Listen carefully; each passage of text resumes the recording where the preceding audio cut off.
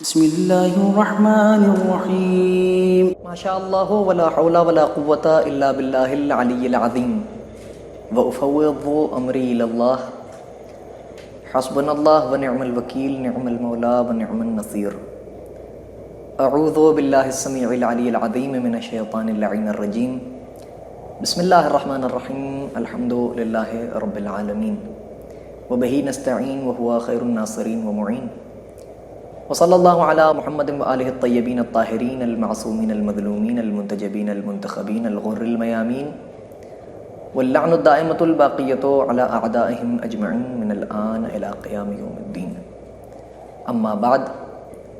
ناظرین محترم، سلام علیکم یا علی علیہ السلام مدد. میں عباس مہدی افتخاری آپ کی خدمت میں حاضر ہوا ہوں ماہ رمضان کی عظمت کے سلسلے میں آپ سے گفتگو کرنے کے لیے. اور جیسا کہ آپ حضرات اس بات کو جانتے ہیں کہ ماہ رمضان کا آغاز ہو چکا ہے اور یہ انتہائی بابرکت مہینہ ہے، رحمتوں کا مہینہ ہے، اور اس ماہ مبارک کو سید الشہور کہا جاتا ہے. یعنی سال کے تمام مہینوں میں اس ماہ مبارک کو سال کے تمام مہینوں پر حق سیادت حاصل ہے. سید الشہور ہے یعنی تمام مہینوں کا سردار ہے. چنانچہ اس ماہ مبارک کے لیے اس کی اہمیت، اس کی فضیلت کے متعلق سینکڑوں احادیث معصومین علیہ الصلوۃ والسلام کی کتابوں میں ملتی ہیں کہ جو آپ مسلسل علماء، خطباء، ذاکرین، واعظین و دانشوران سے آپ حضرات سماعت فرماتے رہتے ہیں. میں بھی حسب حیثیت آپ حضرات کی خدمت میں چند باتیں احادیث معصومین علیہ الصلوۃ والسلام کی روشنی میں آپ کی خدمت میں پیش کروں گا تاکہ یہ پیغام نشر ہوتا رہے مسلسل کہ اس ماہ مبارک کی کیا عظمت ہے، کیا اہمیت ہے اور یہ کتنی برکتوں والا مہینہ ہے. کر لیے خداوند عالم نے ہمیں یہ سعادت عطا فرمائی، یہ شرف بخشا کہ ہم اس ماہ مبارک میں ایک مرتبہ پھر اپنے عرصہ حیات میں اس کے مہمان ہوں. اور سب سے بڑی بات تو یہی ہے کہ ہم گناہگار اور عاصی بندوں کے لیے اس سے بڑھ کے اور کیا شرف ہوگا کہ اس ماہ مبارک میں ہمارا میزبان خود خدا ہے. اسی سے اندازہ لگائیں ماہ مبارک کی عظمت کا اور اس کی اہمیت کا، اور جتنا زیادہ سے زیادہ ہم رشک کریں اس بات پر اور فخر کریں اس بات پر کہ ہمیں یہ خصوصیت حاصل ہے تمام بنی نوع انسانی پر کہ ہم اس ماہ مبارک میں خداوند عالم کے مہمان ہوتے ہیں. شیطان تو قید ہو جاتا ہے، لیکن بہت سی ایسی باتیں ہیں کہ شیطان تو قید ہے مگر اس کے باوجود انسان اپنی شیطنت سے باز نہیں آ رہا ہے. تو پھر یہ خامی انسان کی کہ وہ اتنا زیادہ وسوسہ شیطانی میں گھر چکا ہے اور اتنا زیادہ شیطان کے بہکاوے میں آ چکا ہے کہ شیطان تو قید ہو گیا مگر انسان اپنی انسانیت بھلا بیٹھا اور وہ اسی روش پر چل رہا ہے جس روش پر شیطان نے اسے لگا دیا ہے بہکا کر.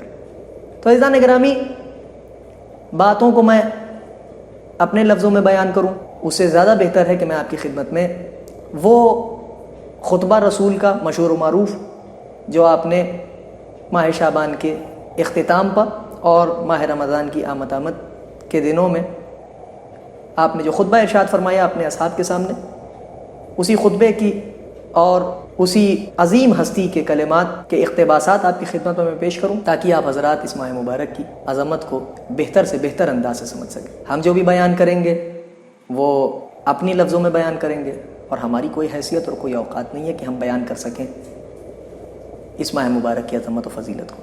جس خدا نے اس ماہ مبارک کو سید الشہور قرار دیا ہے اسی خدا کے رسول کی زبان سے اگر ہم اس ماہ مبارک کی فضیلت کو سنیں تو زیادہ بہتر ہے. چنانچہ مفاتیح الجنان جو ثقۃ المحدثین شیخ عباس قمی علی اللہ مقامہ نور اللہ مرقدہ شریف کی جمع کردہ کتاب ہے اور ان کی تالیف ہے، اس میں آپ نے ماہ شعبان کے اعمال جہاں پر تحریر کیے ہیں اس کے اختتام پر ماہ رمضان کی آمد کے سلسلے میں انہوں نے سرکار ختمی مرتبت اور دیگر معصومین علیہ الصلوۃ والسلام کے ارشادات و اقوال اور سرکار ختمی مرتبت کا وہ مختصر سا خطبہ جس میں لفظیں کم ہیں مگر علوم و معارف الہیہ کا ایک دریا ہے ٹھاٹھے مار رہا.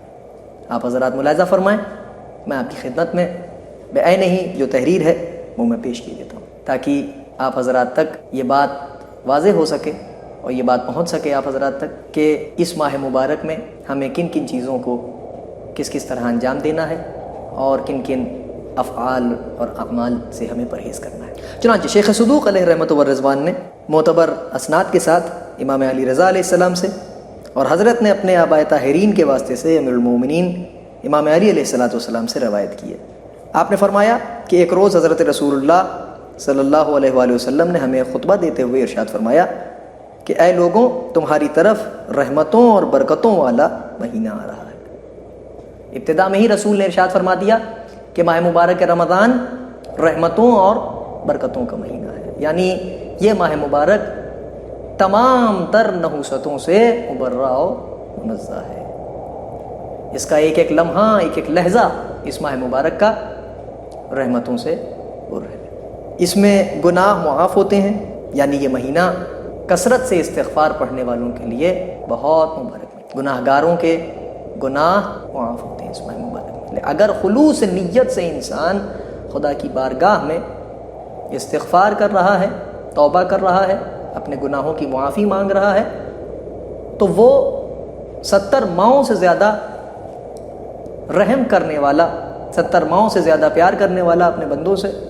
یہاں پر 70 مائیں، یہ لفظ جو یہ فقرہ کہا جاتا ہے، یہ محاورتاً استعمال ہوا ہے۔ ایک ماں اپنے بچے سے، اپنی اولاد سے جس قدر محبت کرتی ہے، محاورتاً یہاں استعمال ہو رہا ہے کہ 70 ماؤں کی محبتیں ایک طرف اور خداوند عالم کا رحم و کرم اپنے بندوں کے لیے ایک طرف۔ تو اس ماہ مبارک میں گناہ معاف ہوتے ہیں۔ یہ مہینہ خدا کے ہاں سارے مہینوں سے افضل و بہتر ہے، جیسا کہ میں نے آپ کی خدمت میں عرض کیا کہ یہ سید الشہور کہا جاتا ہے۔ تمام مہینوں میں یہ مہینہ سید الشہور ہے، یعنی تمام مہینوں کا سردار ہے اور حق سیادت رکھتا ہے تمام مہینوں پر، جس کے دن دوسرے مہینوں کے دنوں سے بہتر ہے اور جس کی راتیں دوسرے مہینوں کی راتوں سے بہتر، اور جس کی گھڑیاں دوسرے مہینوں کی گھڑیوں سے بہتر ہے۔ یعنی اس ماہ مبارک کا لحظہ لحظہ، لمحہ لمحہ، اس کے دن و رات، اس کی گھڑیاں تمام مہینوں میں سب سے بہتر ہے۔ اس ماہ مبارک کا ایک ایک لمحہ بہت قیمتی ہے، اور ایک لمحے کے لیے بھی یاد خدا سے غافل نہیں ہونا چاہیے اس ماہ مبارک میں۔ اس کے بعد فرماتے ہیں سرکار ختمی مرتبت کہ یہی وہ مہینہ ہے کہ جس میں حق تعالیٰ نے تمہیں اپنی مہمان نوازی میں بلایا ہے، جیسا کہ میں نے آپ کی خدمت میں عرض کیا کہ خداوند عالم نے اس ماہ مبارک میں ہم کو اپنا مہمان قرار دیا اور وہ ہمارا میزبان ہے۔ تمام بنی نوع انسانی پر یہ صرف اور صرف مومنین کو یہ شرف حاصل ہے کہ خداوند عالم ان کا میزبان ہوتا ہے، اور مومنین کرام جو جادہ ایمان پر ثابت قدمی کے ساتھ گامزن ہیں، خداوند عالم ان کا میزبان ہوتا ہے۔ اس مہینے میں خدا نے تمہیں بزرگی والے لوگوں میں قرار دیا ہے کہ اس میں سانس لینا تمہاری تسبیح اور تمہارا سونا عبادت کا درجہ پاتا ہے۔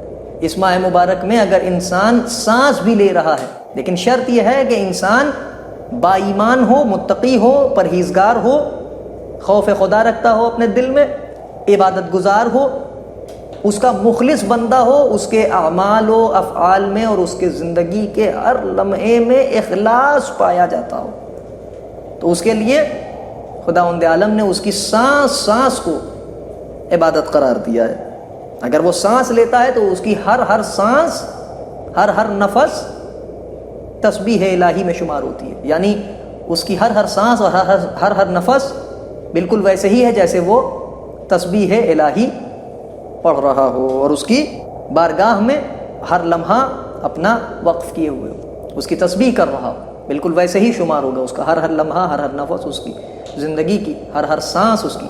اور آگے فرمایا کہ سونا عبادت کا درجہ پاتا ہے، یعنی انسان اگر سو رہا ہے اس ذات پر یقین کے ساتھ، خوف خدا میں، ایک دھڑکا ہے کہ خداوند عالم کی بس رضا ہمیں حاصل ہو، کوئی ایسا عمل نہ ہم سے سرزد ہو جائے کہ جس سے وہ ہم سے ناراض ہو اور اس کی نظر لطف و کرم سے ہم ایک لمحے کے لیے بھی دور ہو جائیں، تو ایسی حالت میں سونا بھی عبادت ہے۔ یعنی انسان اگر خدا پر یقین کر کے اپنی ہستی کو اس کے حوالے کر کے، اس کے سپرد کر کے، اپنے تمام تر امور کو اس کی طرف اس کے سپرد کر کے اگر انسان سو بھی رہا ہے تو اس کا سونا بھی عبادت میں شمار ہوگا۔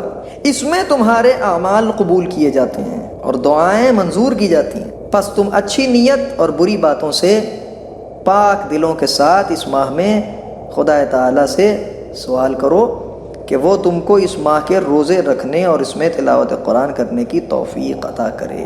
یعنی اس ماہ مبارک میں جہاں استغفار قبول ہوتی ہے، جہاں توبہ قبول ہوتی ہے، جہاں تمام تر عبادات قبول ہوتی ہیں، وہیں اس ماہ مبارک کی ایک عظمت یہ بھی ہے کہ اس میں کوئی دعا اگر خلوص نیت سے مانگی جائے، کوئی بھی سوال اگر اس کی بارگاہ ہمیں اخلاص نیت کے ساتھ اگر اس کی بارگاہ ہمیں کیا جا رہا ہے کوئی سوال، تو انسان خالی ہاتھ نہیں لوٹتا اس بارگاہ سے۔ یہ تمام باتیں آپ سماعت فرما لیں، اس کے بعد آخر میں میں آپ کو بتاؤں گا کہ اس کی شرط کیا ہے، جو ہمارا عقیدہ ہے، ہماری زندگی کا نصب العین ہے، وہ آپ کی خدمت میں عرض کروں گا۔ مگر پہلے آپ حضرات یہ سماعت فرما لیں کہ کیا فرما رہے ہیں سرکار ختمی مرتبہ اس ماہ مبارک کی عظمت کے متعلق اور اس کی اہمیت کے متعلق۔ فرمایا کہ دعائیں قبول ہوتی ہیں، عبادات قبول ہوتی ہیں، انسان کی توبہ قبول ہوتی ہے، سارے اعمال انسان کے قبول ہوتے ہیں، کوئی دعا رد نہیں کی جاتی، دعا منظور کی جاتی ہے۔ ساتھ ہی ساتھ انسان کی نیتوں پر اس کے اعمال کا انحصار ہوتا ہے۔ اور یہ یاد رکھیے گا کہ اس نے قرآن مجید میں صاف صاف طور پر ارشاد فرمایا ہے، بسم اللہ الرحمن الرحیم، وَمَن يَعْمَلْ مِثْقَالَ ذَرَّةٍ خَيْرًا يَرَهُ وَمَن يَعْمَلْ مِثْقَالَ ذَرَّةٍ شَرًّا يَرَهُ۔ مثقال برابر ذرہ برابر بھی اگر خیر کیا ہوگا تو اس کی جزا ہے، اور مثقال برابر ذرہ برابر بھی اگر شر کیا ہوگا تو اس کی سزا ملے گی۔ یہ عدالت الہیہ کا تقاضا ہے۔ لہٰذا انسان کو اپنا کوئی بھی عمل انجام دے تو اس کی نیت پاک صاف ہو، اچھی نیت ہو، کیونکہ اعمال کا انحصار نیتوں پر ہوتا ہے۔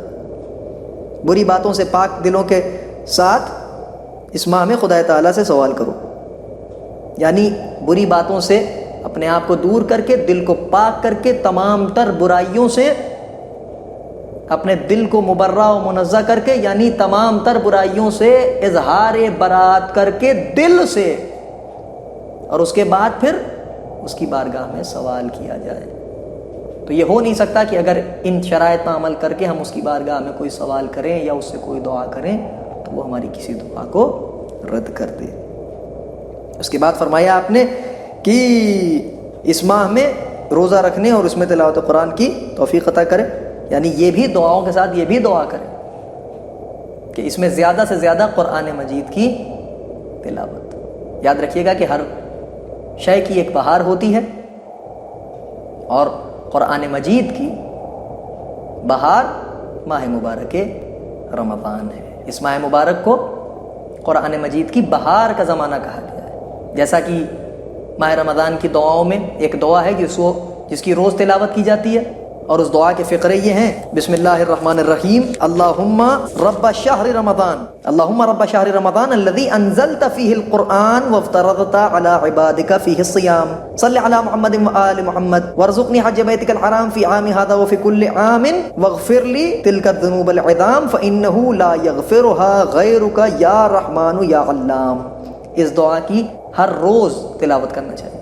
معصومین علیہ السلام کا فرمان ہے۔ ترجمہ اس دعا کا یہ کہ اے اللہ، اے ماہ رمضان کے پروردگار، اے ماہ رمضان المبارک کے رب، کہ جس میں تو نے قرآن کریم نازل فرمایا، یعنی اس کی جہاں تمام در عظمتیں ہیں وہاں اس کی سب سے بڑی عظمت یہ بھی ہے کہ ایک تو یہ کہ اس نے اس ماہ مبارک میں قرآن مجید جیسی اپنی پاک، محکم، برہان، حجت، نور کتاب کو اس نے نازل کیا، اور اس کتاب کو اس نے نازل کیا جو عالمین کے لیے ہدایت کا سبب ہے، ہدایت کا باعث ہے۔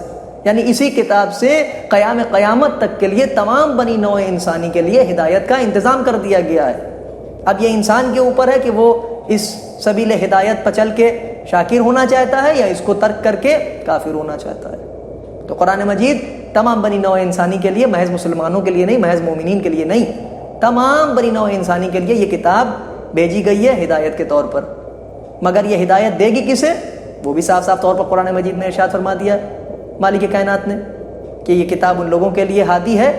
بسم اللہ الرحمن الرحیم، الف لام میم، ذالک الکتاب لا ریب فیہ ھدی للمتقین، یہ متقین کے لیے ہدایت ہے۔ یعنی بنی نوع انسانی میں جو لوگ متقی ہیں، پرہیزگار ہیں، خوف خدا رکھتے ہیں، با ایمان ہیں، غیب پر ایمان رکھتے ہیں، ان کے لیے یہ کتاب ہادی ہے۔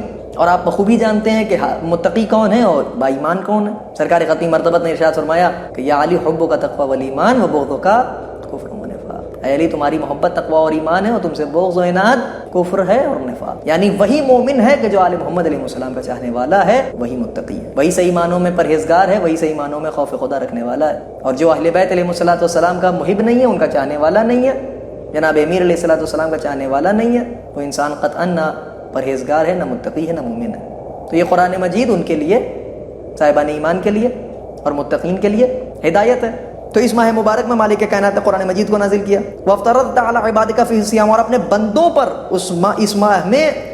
اپنے بندوں پر اس ماہ میں روزے رکھنا فرض کیا ہے اس نے، یعنی اپنے عبادت گزار بندوں کے لیے اس نے اسی ماہ مبارک میں روزے لکھے ہیں۔ اور روزوں کے لیے مالک کائنات نے قرآن مجید کے سورہ بقرہ میں آیت نمبر 183 میں ارشاد فرمایا، بسم اللہ الرحمن الرحیم، یا ایھا الذین آمنوا کتب علیکم الصیام کما کتب علی الذین من قبلکم لعلکم تتقون، اے ایمان والو تم پر روزے لکھ دیے گئے ہیں بالکل ویسے ہی جیسے ما سبق کی اقوام پر، تم سے پہلے کی قوموں پر روزے فرض کیے گئے تھے۔ کس لیے روزے فرض کیے گئے ہیں؟ لعلکم تتقون، کہ روزے رکھو کہ اسی کے ذریعے سے تم متقی بن جاؤ۔ اس کا مطلب یہ ہے کہ روزہ انسان کو تقوی کی طرف مائل کرتا ہے، انسان کو متقی بناتا ہے روزہ۔ تو اس ماہ مبارک کی ایک عظمت یہ بھی ہے کہ اسی ماہ مبارک میں اللہ نے روزے فرض کیے ہیں۔ رحمت نازل فرما محمد و آل محمد علیہ السلام پر۔ اور اس کے بعد پھر دعا کیا ہے؟ اور مجھے اسی سال اپنے عزت والے گھر کعبے کا حج نصیب فرما اور آئندہ سالوں میں بھی، وارزقنی حج بیتک الحرام فی عامی ھذا وفی کل عام۔ ایک بہت اہم پہلو پہ یہاں آپ حضرات کی توجہات مبذول کرنا چاہتا ہوں۔ یاد رکھیے گا کہ معصومین علیہ السلام کا مسلسل یہ فرمان ہے کہ دیکھو اپنے آپ کو بیت خدا سے غافل نہ کر لینا، خدا کے گھر کو تنہا نہ چھوڑنا۔ بہت سے افراد کے اذہان میں یہ وہ ایک سوال اٹھتا ہے کہ صاحب خدا کے گھر کی زیارت حیثیت ہوگی تب جائیں گے، نہیں ہے حیثیت تو کیا جائیں۔ انسان کو کوشاں رہنا چاہیے۔ ماہ رمضان میں بہت ان تمام دعاؤں میں آپ کو کثرت سے یہ فقرہ ملے گا کہ پروردگار ہم کو اپنے مقدس گھر کی زیارت نصیب فرما۔ اور یہ یاد رکھیے گا ہمارے ہاں جو خداوند عالم کے مقدس گھر کی زیارت کا جو کانسیپٹ ہے وہ صرف یہی نہیں ہے کہ ہم وہاں جائیں گے تو خدا کے گھر کی زیارت کرنے جائیں گے تو نعوذ باللہ خاکم بدہن وہاں پہ ہم کو خدا مل جائے گا، مگر ایک بات تو بھائی ثابت ہے کہ وجہ خدا کے جائے ولادت ہے وہ۔ تو یہی سوچ کے کم از کم انسان دعا کرے کہ ہمارے مولا کے مولد کی زیارت کر لیں ہم جہاں حضرت کی آمد ہوئی ہے۔ ارے کچھ نہ صحیح تو کم از کم یہی جا کے دیکھ لیں کہ جناب فاطمہ بنت اسد سلام اللہ علیہا کس شان سے خانہ کعبہ میں گئی تھی اور آج تک وہ درار موجود ہے پشت کعبہ پر۔ مولد حیدر کی زیارت نصیب ہو جائے، دعا کرنا چاہیے۔ یعنی کسی طریقے سے انسان یہ نہ سوچے کہ آل محمد علیہ السلام سے اپنا دامن بچا پائے گا، خدا نے یہ انتظام کر دیا ہے اور کر رہے ہیں آپ۔ یہ چیز بہت ضروری ہے۔ تو دعا کا فقرہ ہے کہ مجھے اس سال بھی اور آئندہ آنے والے جو سال ہیں ان میں بھی اپنے مقدس گھر کی یعنی کعبے کی زیارت عطا فرما۔ واغفر لی تلک الذنوب العظام، اور میرے اب تک کے تمام گناہان جو گناہان کبیرہ ہیں انہیں معاف کر دے۔ یعنی استغفار کرے انسان زیادہ سے زیادہ۔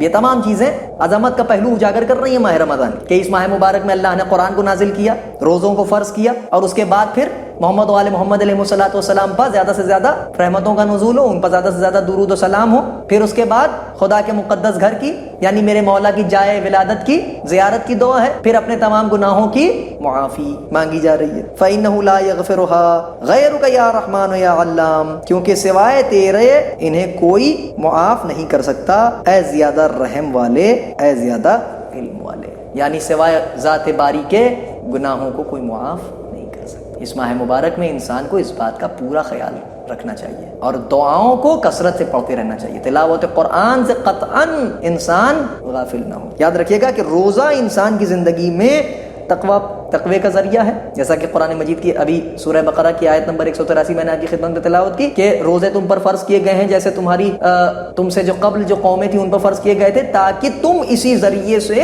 متقی ہو جاؤ۔ تو یہ انسان کو متقی تقوی کی طرف مائل کرتا ہے یہ عمل یعنی روزہ۔ ساتھ ہی ساتھ یہ قوت ارادی کے استحکام کا بہترین ذریعہ ہے، یعنی انسان کی قوت ارادی مستحکم ہوتی ہے، مضبوط ہوتی ہے، ضروریات زندگی لذات زندگی کو ترک کرنے کی انسان عادت ڈال لے تو کیا کہنا، نفس پر قابو رکھے، پیاس کا غلبہ ہے، بھوک لگ رہی ہے شدت کی، مگر انسان بھوک و پیاس میں اپنے نفس پر قابو رکھے۔ روزہ استحکام پیدا کرتا ہے انسان کے نفس میں، انسان کی قوت ارادی مضبوط ہوتی ہے روزے سے۔ اس کے علاوہ اور کیا ہے کہ ضرورت اس بات کی ہے کہ انسان کا سارا وجود روزہ دار ہے، یعنی انسان کے جسم کا رویاں روزہ دار ہو، تمام اعضاء و جوارح روزہ دار۔ بارکہ خطبے کی طرف واپس آتے ہیں، پھر آگے سرکار ختمی مرتبہ نے ارشاد فرمایا کہ جو شخص اس بڑائی والے مہینے میں خدا کی طرف سے بخشش سے محروم رہ گیا، یہ بہت اہم پہلو ہے عزیزان گرامی، وہ بدبخت اور بد انجام ہوگا۔ یعنی اگر کوئی انسان اس ماہ مبارک میں بھی،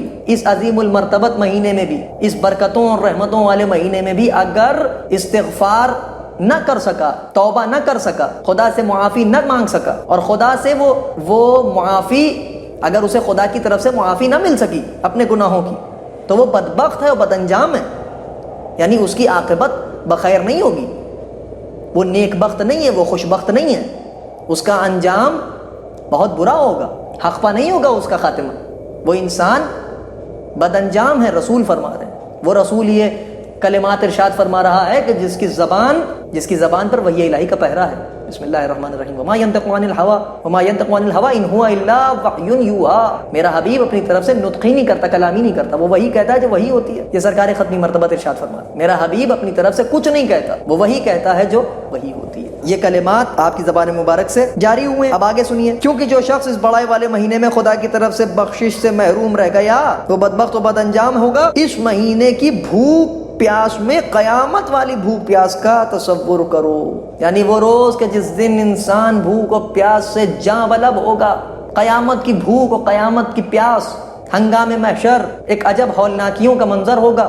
تو اس چیز کو محسوس کرنے کے لیے اپنی زندگی میں انسان اس ماہ مبارک میں اس ماحول کا احساس کرنے کے لیے، وہ بھوک وہ پیاس اس کو محسوس کرنے کے لیے، خدا کی قسم اگر احساس ہو جائے تو انسان روزے کی حالت میں ایک لمحے کے لیے بھی یاد خدا سے غافل نہ ہو اور لرز کے اس کی بارگاہ میں انسان بالکل سجدے میں رہے، اگر یقینی طور پر احساس ہو جائے اس بات کا کہ وہ کیا قیامت کا منظر ہوگا اور محشر میں کیا ہولناکیاں ہوں گی۔ اس کی طرف حضرت متوجہ فرما رہے ہیں، اپنے فقیروں اور مسکینوں کو صدقہ دو، اس کی بھی بڑی تاکید کی گئی ہے، بے پناہ تاکید کی گئی ہے۔ فقراء و مساکین سے قطعاً انسان غافل نہ رہے، ان کا خیال رکھے، بوڑھوں کی تعظیم کرو، چھوٹوں پر رحم کرو، اور رشتہ داروں کے ساتھ نرمی و مہربانی کرو، یعنی جو سن رسیدہ ہیں ان کی تعظیم کرے انسان، جو بچے ہیں ان سے نرمی سے پیش آئے، پیار و محبت سے پیش آئے، اور رشتہ داروں کے ساتھ نرمی، یعنی انسان صلہ رحم کرے رشتہ داروں کے لیے۔ دل میں کسی طریقے کی اگر کوئی پہلو ایسا ہے کہ جو تکلیف دہ ہے، کوئی بات ہوتا ہے، انسان ہے، کوئی بات ایسی ہو کہ جو تکلیف پہنچا جائے، ٹھیک ہے، ماہ رمضان ہے، ہم ان باتوں کی طرف توجہ ہی نہیں کریں گے، درگزر کر دے انسان۔ یقین جانے کہ جب انسان اپنوں کی غلطیوں کو درگزر کرنا شروع کر دیتا ہے تو پھر خداوند عالم بھی انسان کے گناہوں کو درگزر کرنے لگتا ہے۔ یہ اس کی رحمانیت کا تقاضا ہے، یہ اس کی رحیمیت کا تقاضا ہے۔ اور یہ صرف یہی نہیں کہ میں آپ کے لیے یہ فرما رہا ہوں، میں آپ کے لیے یہ عرض کر رہا ہوں، معاف کیجیے گا، یہی نہیں ہے کہ میں آپ کے لیے یہ عرض کر رہا ہوں، یہ چیز ہم پر بھی لاگو ہوتی ہے اور ہم جیسے تمام لوگوں پر یہ بات لاگو ہوتی ہے کہ اس بات کا پورا خیال رہے۔ معصوم نے یقین جانے کہ معصوم نے فرمایا کہ دیکھو قطع رحم نہ کرنا کسی کے لیے، اپنے رشتہ داروں سے خاص طور پر صلہ رحمی سے پیش آنا۔ یاد رکھیے گا کہ جب انسان قطع رحم کرتا ہے تو زندگی کم ہو جاتی ہے۔ بہرحال بات کہیں سے کہیں چلی جائے گی، تو اپنے موضوع پر رہتے ہوئے اپنی زبانوں کو ان باتوں سے بچاؤ جو نہ کہنی چاہیے، یعنی انسان اپنی زبان پر قابو رکھے، یہ بھی بہت اہم پہلو ہے۔ زبان ایک ایسا درندہ ہے کہ جس کو اگر 32 دانتوں کی قید میں مقید نہ رکھا گیا تو یہ تباہی مچا دیتا ہے درندہ، بھائی کو بھائی سے لڑا دے، گھروں کو تباہ کر دیتی ہے زبان پر قابو رکھنا چاہیے۔ یہ تہیا کر لے انسان اس ماہ مبارک میں کہ اگر یہ زبان کھلے گی تو صرف اور صرف ذکر خدا کے لیے، بے تکی باتوں پر دھیان ہی نہ دے انسان، بیکار کی باتوں میں انسان لگے ہی نہ، یا ذکر خدا کرے یا ذکر محمد و آل محمد علیہ الصلوۃ والسلام کرے، کیونکہ یاد رکھیے گا کہ ذکر محمد و آل محمد علیہ الصلوۃ والسلام بھی ذکر خدا ہے، جیسا کہ سرکار ختمی مرتبت کی مشہور معروف حدیث ہے، آپ لوگوں نے مجالس میں سماعت فرمائی ہوں گی کہ یا علی زین مجالسکم بذکر علی ابن ابی طالب لان ذکرہ ذکری و ذکری ذکر اللہ و ذکر اللہ عبادہ، اپنی مجلسوں کو زینت علی بن ابی طالب علیہ السلام کے ذکر سے. کیوں؟ کیونکہ علی کا ذکر میرا ذکر ہے، میرا ذکر خدا کا ذکر ہے، خدا کا ذکر عبادت ہے.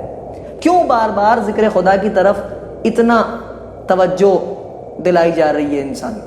کیونکہ خداوند عالم نے انسان کو خلق کیا ہے تو بہرحال انسان پریشانیوں میں، بے چینیوں میں مبتلا رہے گا، دل مضطرب رہے گا، بے چین رہے گا. تو دل کے سکون کے لیے اور اطمینان کے لیے مالک کائنات نے قرآن مجید میں صاف صاف طور پر ارشاد فرمایا بسم اللہ الرحمن الرحیم الا بذکر اللہ تطمئن القلوب.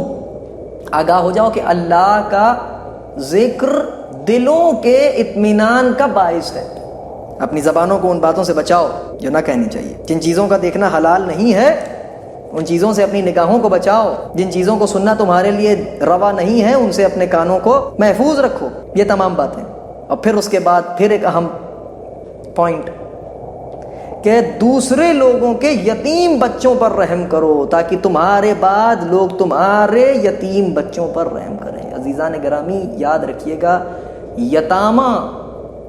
یتامہ کے متعلق امیر المومنین نے کثرت سے احادیث ارشاد فرمائی ہیں.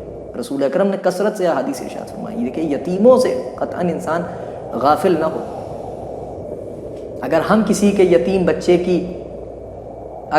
یتیم کا خیال کریں گے تو کل کو خداوند عالم ہمارے بعد جو ہمارے یتیم ہوں گے خداوند عالم ان کا خیال کرے. یہ یاد رکھیے گا کہ اس دنیا میں جو انسان کرتا ہے اگر نیک عمل انجام دے گا تو اس کا صلہ نیکی سے ملے گا، اور اگر کار بد انجام دیتا ہے تو اس کا صلہ برائی سے ملے گا. کسی یتیم بچے کے سر پہ اگر دست شفقت ہم نے پھیرا ہے تو ہمارے بعد ہمارے یتامہ کو گھڑکی نہیں سننا پڑے گی. لیکن اگر ہم نے کسی یتیم کو چھڑک دیا ہے پھر ہمارے یتامہ کو بھی سننا پڑے گا. یاد الہی کا تقاضا ہے. تو عرض خدمت یہ ہے کہ یتامہ کا بڑا خاص خیال رکھیے. کوشش کیجئے کہ آپ کے پڑوس میں اگر کوئی یتیم ہو تو اگر آپ اپنے بچوں کو اچھے سے اچھا کھانا کھلا رہے ہیں تو پڑوس میں یتیم اگر کوئی ہے تو وہ دیکھتا نہ رہ جائے کہ آپ اپنے بچوں کے ساتھ تو شفقت سے پیش آ رہے ہیں لیکن ان کا کوئی نہیں ہے.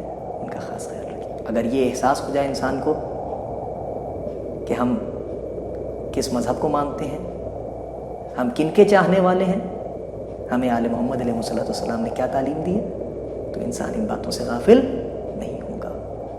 اس کے بعد آگے فرمایا حضرت نے کہ اپنے گناہوں سے توبہ کرو، خدا کی طرف رخ کرو.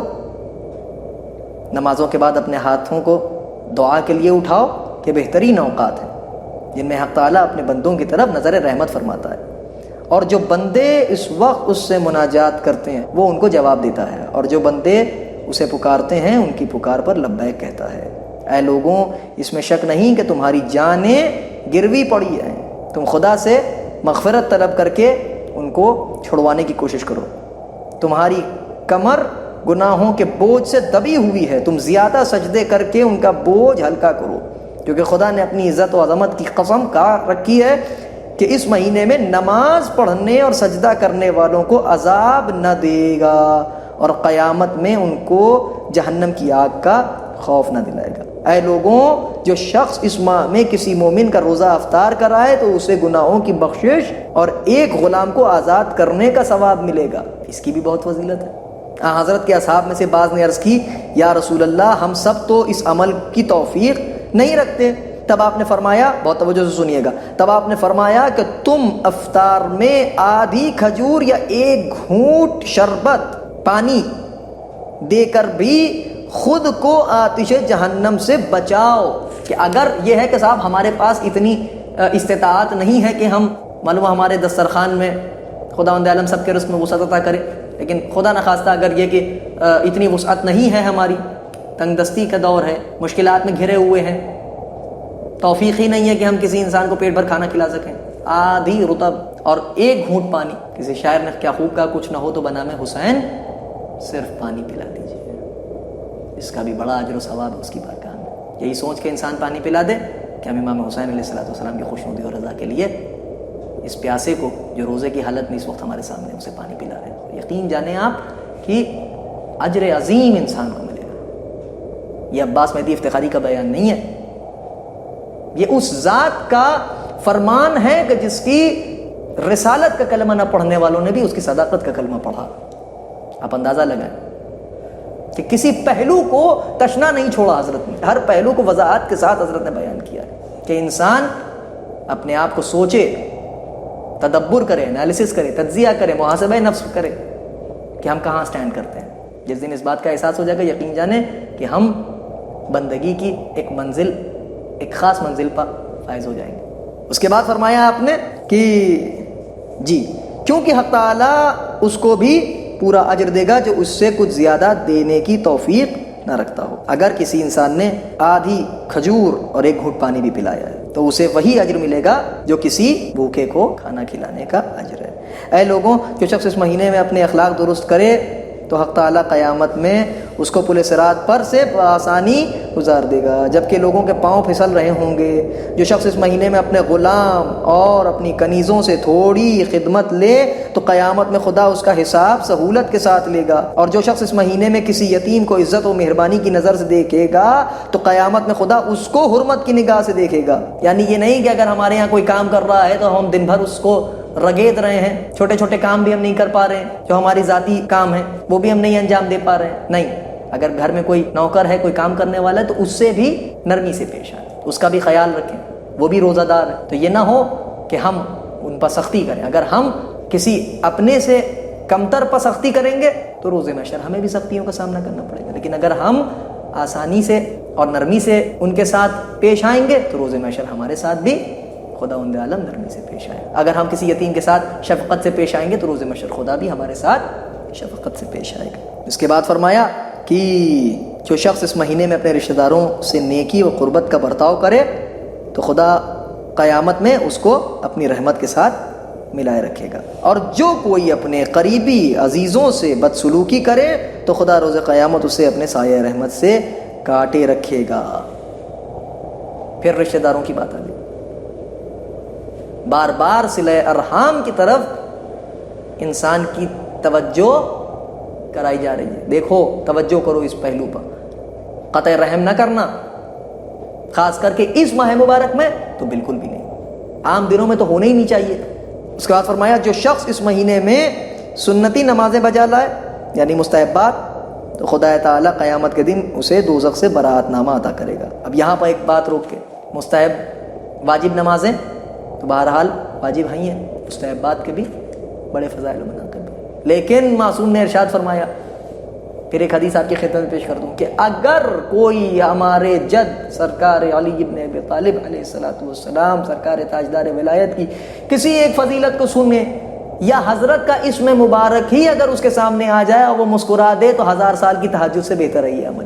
اب آپ اندازہ لگائیں کہ روزے کی حالت میں اگر جناب امیر علیہ السلام کی کوئی ایک فضیلت ہم نے پڑھ لی ہے، یاد آ گئی، اور ہم اگر صدق دل سے مسکرا دیے، خوش ہو گئے، تو یقین جانیں کہ ہم منزل معراج پہنچ گئے۔ اس کے بعد فرمایا کہ جو شخص اس ماہ میں اپنی واجب نمازیں ادا کرے تو حق تعالیٰ اس کے اعمال کا پلڑا بھاری کر دے گا جبکہ دوسرے لوگوں کے پلڑے ہلکے ہوں گے۔ جو شخص اس مہینے میں قرآن پاک کی ایک آیت پڑھے تو خداوند کریم اس کے لیے کسی اور مہینے میں ختم قرآن کا ثواب لکھے گا۔ ایک آیت قرآن کا ثواب ماہ رمضان میں عام دنوں میں ختم قرآن کے ثواب کے مترادف ہے۔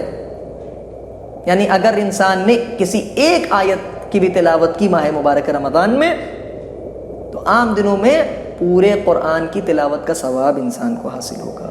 یعنی عام دنوں میں جو پورے قرآن کی تلاوت کا ثواب ہے وہ ماہ مبارک رمضان میں ایک آیت کی تلاوت کا ثواب ہے۔ اے لوگوں، بے شک اس ماہ میں جنت کے دروازے کھلے ہوئے ہیں، پس اللہ تعالیٰ سے دعا کرو کہ وہ انہیں تم پر بند نہ کرے۔ دوزخ کے دروازے اس مہینے میں بند ہیں، پس خدا تعالیٰ سے سوال کرو کہ وہ انہیں تم پر نہ کھولے۔ شیطانوں کو اس مہینے میں زنجیروں میں جکڑ دیا گیا ہے، پس خدا سے سوال کرو کہ وہ انہیں تم پر مسلط نہ ہونے دے۔ اس کے بعد شیخ صدوق علیہ الرحمہ سے روایت ہے کہ جب ماہ مبارک رمضان داخل ہوتا تو حضرت رسول اللہ صلی اللہ علیہ وسلم تمام اسیروں کو رہا کر دیتے اور ہر سوالی کو عطا فرماتے۔ یہ خطبہ یہیں پر سرکار ختم مرتبت کا تمام ہوتا ہے، اور اس کے بعد جو فرما رہے ہیں شیخ صدوق علیہ الرحمہ وہ یہ کہ جیسے ہی ماہ مبارک رمضان کا چاند افق پا نمودار ہوتا تھا ویسے ہی سرکار ختم مرتبت اسیروں کو رہا کر دیتے تھے اور ہر سوالی کو عطا کرتے تھے جو اس کا سوال ہوتا تھا۔ عزیزان گرامی، حدیثیں تو پے در پے بہت ساری ہیں، 2-3 اقتباسات اور آپ کی خدمت میں پیش کر دوں اور اس کے بعد پھر میں آپ سے رخصت طلب کروں کہ اس ماہ مبارک میں ایک رات ایسی بھی ہے جس میں عبادت کرنا 1000 مہینوں کی عبادت سے بہتر ہے. بسم اللہ الرحمن الرحیم انا انزلناه فی لیلۃ القدر وما ادراک ما لیلۃ القدر لیلۃ القدر خیر من الف شہر. یعنی اس ماہ مبارک میں ایک رات ایسی ہے کہ جو 1000 مہینوں سے بہتر ہے، جسے شب قدر کہا جاتا ہے. اور حقیقت شب قدر ذات گرامی حضرت صدیقہ طاہرہ صلوات اللہ وسلم علیہ. شب قدر سے انسان غافل نہ ہو. شب قدر میں انسان زیادہ سے زیادہ اعمال صالحہ بجا لانے کی توفیق ہوتا ہے، کیونکہ اسی رات انسان کی تقدیر لکھی جاتی ہے. تو دعا یہ کریں کہ اس ماہ مبارک میں شب قدر میں ہماری قسمت میں، ہمارے مقدر میں جو بھی لکھا جائے، بہرحال وہ ہمارے حق میں بہتر ہی ہوگا، لیکن یہ کہ ہماری قسمت کی تختی پر محبت اہل بیت علیہ الصلوۃ والسلام کی کہ رحم و کرم کی مہر بھی ثبت ہو. امام جعفر صادق علیہ الصلوۃ والسلام سے روایت ہے کہ جو شخص اس بابرکت مہینے میں نہیں بخشا گیا تو وہ آئندہ رمضان تک نہیں بخشا جائے گا. اگر کوئی شخص اس ماہ مبارک میں نہیں بخشا جا رہا ہے تو آئندہ ماہ رمضان تک یعنی پورے سال وہ نہیں بخشا جائے گا. مگر ایک ایکسیپشن رکھا گیا ہے کہ اگر سوائے اس کے کہ وہ عرفے میں حاضر ہو جائے، یعنی اگر کوئی شخص اس ماہ مبارک میں بخشا نہ جائے تو وہ 1 سال تک تو بخشا ہی نہیں جائے گا. یہ بات امام فرما رہے ہیں. لیکن وہ اسی حالت میں بخشا جا سکتا ہے کہ وہ اپنے آپ کو میدان عرفہ میں حاضر کر لے، یعنی 9 ذی الحجہ روز عرفہ انسان میدان عرفہ میں حاضر ہو، وہاں پر اپنے گناہوں کی معافی مانگے. یہ فرمان معصوم ہے جو بہت ضروری تھا آپ کی خدمت میں پیش کرنا. بآخری بات سماعت فرما لیں کہ اس ماہ مبارک میں ہمیں کس طرح رہنا ہے. اس کے لیے معصوم نے فرمایا کہ اس ماہ میں ہمیں ایسے رہنا چاہیے کہ خدا کے خوف میں اس طرح عاجز و خوار رہیں، ایسے رہیں اس ماہ مبارک میں ہم خدا کے خوف کے ساتھ ایسے جئیں، اس انداز سے رہیں کہ معصوم نے فرمایا جیسے وہ غلام کہ جو اپنے آقا سے ڈرتا ہے، یعنی جیسے غلام اپنے آقا سے لرزتا ہے، اس کا دل رکا ہوا اور جسم سہما ہوا ہوتا ہے. بالکل وہی حالت ہونا چاہیے ہماری. اور یقین جانیں آپ کہ جو انسان اگر اس طرح رہ رہا ہے خوف خدا میں، ایک ایک لمحہ ایک ایک لحظہ اس ماہ مبارک میں بسر کر رہا ہے، تو خداوند عالم پھر اس پر سختی نہ کرے، پھر اس پر اپنی نظر لطف و کرم برقرار رکھے گا. انہی معصوم نے فرمایا، انہی حضرت نے فرمایا، یعنی ہمارے آپ کے چھٹے امام علیہ الصلوۃ والسلام نے فرمایا کہ بے شک میرے والد بزرگوار نے فرمایا کہ حضرت رسول اللہ صلی اللہ علیہ وآلہ وسلم نے سنا کہ ایک عورت بحالت روزہ اپنی کنیز کو گالیاں دے رہی ہے، نازیبا باتیں کہہ رہی ہے اس کے لیے. تب حضرت نے کھانا منگوایا اور اس عورت سے کہا کہ یہ کھانا کھا لو. اس نے عرض کی کہ میں روزے سے ہوں. حضرت نے فرمایا کہ یہ کس طرح کا روزہ ہے جب کہ تو نے اپنی کنیز کو گالیاں دی ہیں. روزہ محض کھانے پینے سے رکنے ہی کا نام نہیں ہوتا، بلکہ حق تعالیٰ نے تو روزے کو تمام قبیح کاموں سے، یعنی تمام تر بدکاریوں سے اور بدگفتاریوں وغیرہ سے حجاب قرار دیا ہے. روزے کا مطلب صرف یہی نہیں ہے کہ انسان نے کھانا پینا چھوڑ دیا، نہیں. روزے کا مطلب یہ ہے کہ انسان تمام گناہوں سے، تمام برائیوں سے اپنے آپ کو بچا کے رکھے. عزیزان گرامی، یہ باتیں، یہ واقعات آپ کی خدمت میں اس لیے میں پیش کر رہا ہوں تاکہ ہم اس بات کو سمجھ سکیں کہ ہم کس عظمت و بزرگی والے مہینے میں داخل ہو چکے ہیں. بس عزیزان گرامی، خداوند عالم سے دعا و درخواست یہی ہے ہماری کہ مالک کائنات ہم سب کو توفیق عطا فرمائے کہ ہم زیادہ سے زیادہ اعمال صالحہ بجا لا سکیں اور اس کی رضا و خوشنودی حاصل کر سکیں. مگر پھر جیسا کہ میں نے آپ کی خدمت میں عرض کیا تھا کہ یہ تمام باتیں کب کام آئیں گی؟ اسی وقت کام آئیں گی کہ جب ہم جادہ ولایت و مودت و محبت محمد و آل محمد علیہ الصلوۃ والسلام پر ثابت قدم رہیں گے. جب ہم ان کی محبت سرشار ہو کر ان اعمال کو انجام دیں گے تو خداوند عالم ہماری ان تمام عبادات کو اپنی بارگاہ میں شرف قبولیت عطا فرمائے گا۔ دعا یہی ہے کہ ہم محبت اہل بیت علیہم الصلوۃ والسلام کی کسوٹی پر کھرے اترے اور ان کی محبت کے مسئلے میں کوئی کمپرومائز نہ کریں، اور اپنے آپ کو ان کے احکام و فرامین پر چلنے کے لیے آمادہ کریں اور خدا سے دعا کریں کہ خداوند عالم توفیق عطا فرمائے کہ ہم زیادہ سے زیادہ آل محمد علیہ الصلوۃ والسلام کو ماننے کے ساتھ ساتھ ان کی بھی مانیں، اور جو انہوں نے فرمایا ہے اس پر ہم تنگوش رہ کر عمل کریں۔ اور آخر کلام میں دور حاضر میں جو مہلک بیماری یعنی کووڈ-19 سے پوری انسانیت کراہ رہی ہے، خدا عالم سے دعا ہے کہ محمد و آل محمد علیہ السلام کے صدقے میں، اپنی عظمت و جلالت کے صدقے میں، اس ماہ مبارک کی برکتوں اور رحمتوں کے صدقے میں اس مہلک بیماری کو جلد سے جلد روئے زمین سے ختم کر دے۔ تمام مومنین و مومنات کو، شیعیان اہل بیت علیہ الصلوۃ والسلام کو مالک کائنات اپنے حفظ و امان میں رکھے، اور تمام دعاؤں میں خاص دعا یہ ہے کہ جو حج و زیارات اعتباط عالیات کے مشتاق و متمنی ہیں، مالک کائنات انہیں اسی سال حج و زیارات اعتباط عالیات سے مشرف فرمائے، اور جو جا چکے ہیں وہ بار بار جائیں۔ ہمارے وقت کے امام سرکار حجت بن الحسن عجل اللہ تعالیٰ فرجہ شریف کے ظہور میں تعجیل ہو۔ ہم سب کو مالک کائنات اس لائق بنا کہ جب ہمارے مولا کا ظہور ہو تو ان کے اعوان و انصار میں شمار ہونے کا ہمیں شرف حاصل ہو سکے۔ ربنا تقبل آمین یا رب العالمین بحق محمد و آلہ الطاہرین۔ ربنا تقبل منا انک انت السمیع العلیم وآخر دعوانا ان الحمد للہ رب العالمین۔ انہی لفظوں کے ساتھ میں عباس مہدی افتخاری آپ سے رخصت طلب کرتا ہوں۔ والسلام علیکم یا علیہ الصلوۃ والسلام۔